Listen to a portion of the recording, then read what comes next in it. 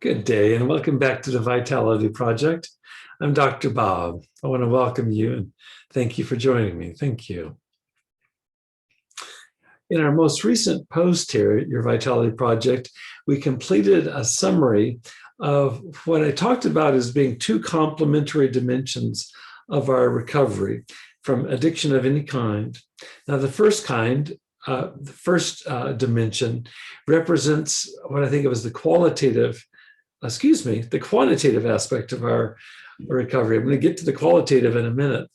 The quantitative, and this is the metric for this, is we just measure how long have we abstained from whatever addiction it is that we're talking about. That would be the quantitative. You can actually give a number to it. 2 days, 2 weeks, 2 years. The qualitative dimension, which is the second dimension, this has more to do with how are we doing in our lives as a function of recovery, as a function of abstinence.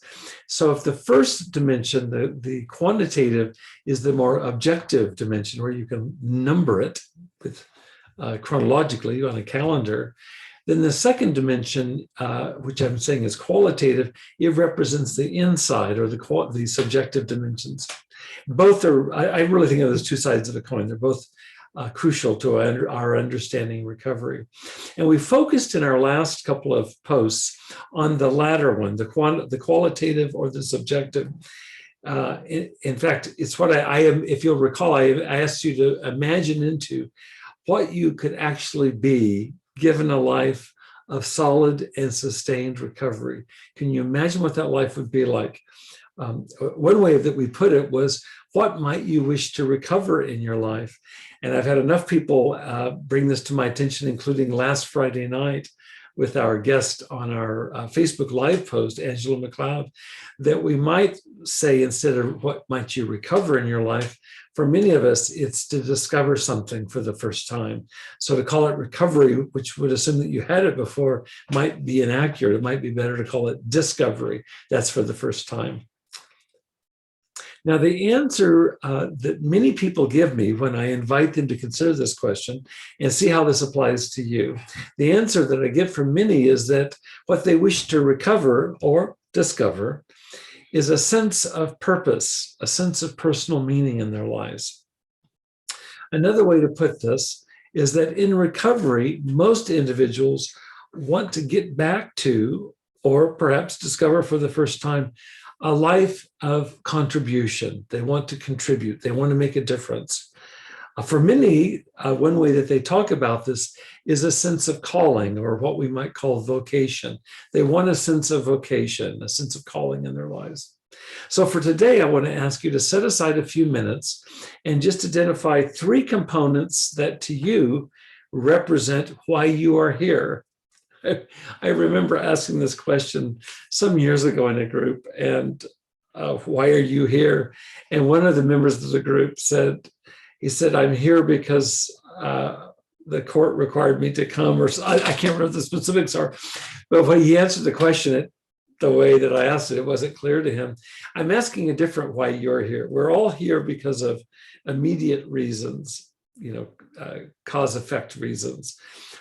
This is looking at it differently. Why am I here in terms of what is my purpose? What is my meaning? What is it I want to achieve? What is the fundamental direction of my life? This is what spiritual traditions have different language for, but many of them refer to it in something like this. It refers to our birthright. It's why we were born. It's what our individual signature or our gifts are. That gets us in the zone of what we're talking about with this question. So why you're here is not because you got out of bed this morning. Why you're here is what matters most to you. Let's see how this goes for you as you identify your own personal values. And what I'll be underscoring in our coming conversations is that what we're talking about here in terms of identifying why we're here, that is, the meaning, the purpose, the value of our lives. I think of this as the root of spirituality of any form.